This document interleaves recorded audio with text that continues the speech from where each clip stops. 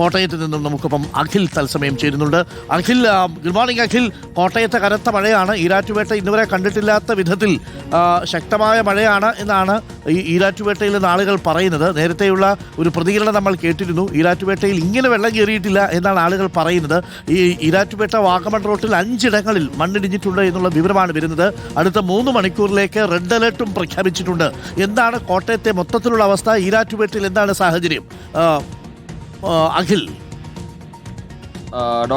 Doctor Arunkumar, ഏറ്റവും പ്രധാനപ്പെട്ട വിഷയം എന്ന് പറയുന്നത് ഈ പയ്യാനത്തോട്ടത്ത് ഒരു മണ്ണിടിച്ചിലുണ്ടായി. ആ മണ്ണിടിച്ചിൽ ഈ ഉരുൾപൊട്ടലാണ്. ഉരുൾപൊട്ടലിൽ വീടിന് മുകളിലേക്ക് പൂർണ്ണമായും ഈ മണ്ണ് ഇടിഞ്ഞു വീഴുന്ന സാഹചര്യമുണ്ടായി. 2 പേരകത്ത് കുടുങ്ങിക്കിടന്നിരുന്നു. അതിൽ ഇപ്പോൾ ഒരാളെ പുറത്തേക്ക് എടുത്തിട്ടുണ്ട്. അതായത് ജോസ്വിനെയാണ് പുറത്തേക്ക് എടുത്തിരിക്കുന്നത്. അതായത് പയ്യാനത്തോട്ടത്തിൽ പൂഞ്ഞാർ തെക്കേക്കര മണപ്പാട്ട് വീട്ടിൽ ജോസ്വിൻ 26 വയസ്സോ മറ്റോ ഉള്ളൂ. ആ ചെറുപ്പക്കാരനെ ഇപ്പോൾ പുറത്തേക്ക് എടുത്താൻ കഴിഞ്ഞിട്ടുണ്ട്. ഇപ്പോഴും അദ്ദേഹത്തിന്റെ അമ്മ, ജോസിന്റെ അമ്മ റെജീന ഇപ്പോഴും അതിനുള്ളിൽ കുടുങ്ങിക്കിടക്കുകയാണ് എന്നാണ് നമുക്ക് മനസ്സിലാക്കാൻ സാധിക്കുന്നത്. ഇപ്പോഴും പുറത്തെടുക്കാൻ കഴിഞ്ഞിട്ടില്ല.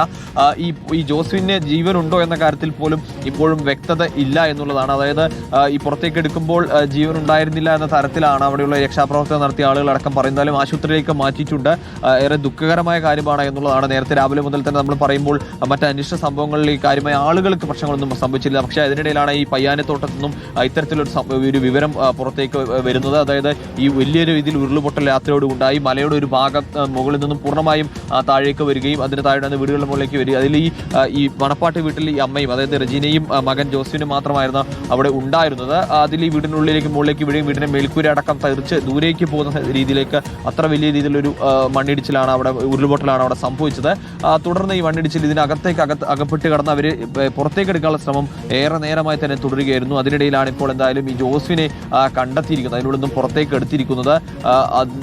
ഇപ്പോഴും റെജീനയെ കണ്ടെത്താൻ കഴിഞ്ഞിട്ടില്ല എന്നുള്ളത് തന്നെയാണ് ഏറെ ദുഃഖകരമായ കാര്യം എന്ന് പറയുന്നത്. മണിക്കൂറുകൾ നീണ്ട രക്ഷാപ്രവർത്തനത്തിലൂടെയാണ്. അതായത് അവിടെ മുകളിലേക്ക് JCB അടക്കം കയറ്റിക്കൊണ്ടുവരാൻ ഏറെ സമയം പ്രയാസപ്പെട്ടിരുന്നു. പിന്നീട് ഏറെ മണിക്കൂറുകൾ സമയമെടുത്താണ് JCB അടക്കം മുകളിലേക്ക് എത്തിച്ചത്. അതിനുശേഷമാണ് ഇപ്പോൾ എന്തായാലും ജോസ്വിനെ പുറത്തേക്ക് എടുക്കാൻ കഴിഞ്ഞിരിക്കുന്നത്. ജോസ്വിനെ എന്തായാലും ഇപ്പോൾ പുറത്തേക്ക് എത്തിച്ചിട്ടുണ്ട്.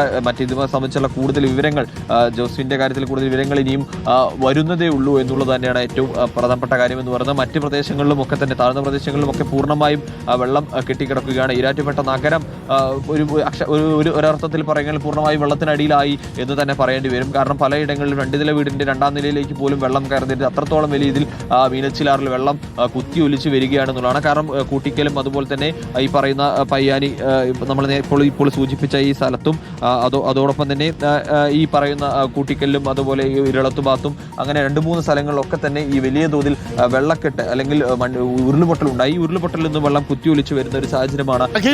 കോട്ടയത്ത് നമ്മൾ ശ്രദ്ധിക്കേണ്ട സ്ഥലങ്ങൾ ഒന്ന് പയ്യാനിത്തോടാണ്, മറ്റൊന്ന് ഈരാറ്റുപേട്ടയാണ്. ഈ 2 സ്ഥലങ്ങളാണോ? ഒരു 2-3-4 മണിക്കൂറിനുള്ളിൽ തന്നെ അപ്പർ കുട്ടനാട്ടിലേക്ക് ഇപ്പോൾ നിലയിൽ മലയോര മേഖലയിൽ നിന്നും വരുന്നുകൊണ്ട് വെള്ളം ഒരു 2-3 മണിക്കൂറിനുള്ളിൽ 3-4 മണിക്കൂറിനുള്ളിൽ അപ്പർ കുട്ടനാട് മേഖലയിലേക്ക് കൂടി എത്തുമെന്നുള്ളതാണ്. അല്പമാസങ്ങൾ നമുക്ക് അപ്പർ കുട്ടനാട് നിന്നും കൂടി ഒന്ന് അല്പസമയത്തുള്ളിൽ തത്സമയം വിവരങ്ങൾ നൽകാം. അഖിൽ, ഇപ്പോൾ മനീഷ് നമുക്കൊപ്പം ചേരുന്നുണ്ട്. പയ്യാനിത്തോട്ടിൽ നിന്നാണ് മനീഷ് നമുക്കൊപ്പം ചേരുന്നത്. Manish, very good morning Manish. എന്താണ് പയ്യാനിത്തോട്ടിലെ ഒരു അവസ്ഥ? അവിടെ മണ്ണിടിഞ്ഞു എന്ന് കേട്ടു. 2 പേർ മണ്ണിനടിയിൽ കുടുങ്ങി. ആരെങ്കിലും നമുക്ക് രക്ഷപ്പെടുത്താൻ സാധിച്ചോ? മണ്ണിനടിയിൽ ആരെങ്കിലും കുടുങ്ങി കിടക്കുന്നുണ്ടോ? രക്ഷാപ്രവർത്തനം തുടരുകയാണോ? മഴ എങ്ങനെയുണ്ട്?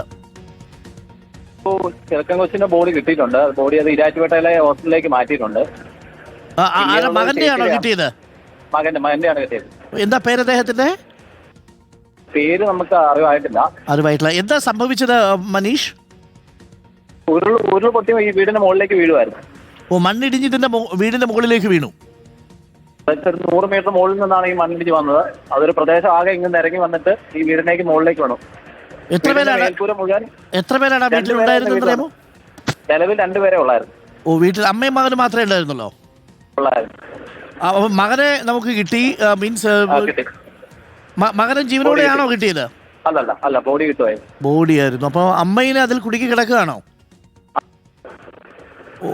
തെരച്ചിൽ നടന്നുകൊണ്ടിരിക്കുകയാണ്. JCB ഇപ്പൊ മനീഷ സ്ഥലത്തുണ്ടോ? ഈ പയ്യനത്തോട് രക്ഷാപ്രവർത്തന സ്ഥലത്തുണ്ടോ? മൊത്തം വീടിന്റെ മുകളിലേക്ക് വീട് മൊത്തം മണ്ണ് മൂടി കിടക്കുകയാണോ? അവിടെ വീടിന്റെ മേൽക്കൂര നിരങ്ങി ഒരു 30 മീറ്റർ താഴേക്ക് മാറിപ്പോയി മേൽക്കൂര.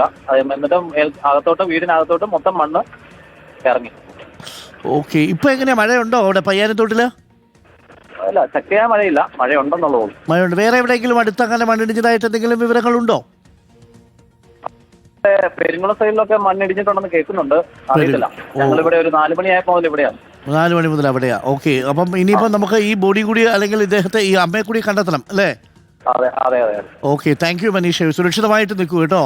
Thank you. Okay, thank you. മനീഷാണ് നമുക്കൊപ്പം ചേർന്നത് പയ്യാനിത്തോട്ടിൽ നിന്ന്. അവിടെ അമ്മയും മകനുമാണ് ആ വീട്ടിലുണ്ടായിരുന്നത്. അതിൽ മകനെ രക്ഷപ്പെടുത്താൻ സാധിച്ചില്ല. അമ്മ ഇപ്പോഴും വീട്ടിനുള്ളിൽ കുടുങ്ങി കിടക്കുന്നു എന്നുള്ള വിവരമാണ് നൽകിയത്. അഖിലാണ് കോട്ടയത്ത് നിന്ന് നമുക്കൊപ്പം ചേർന്നത്.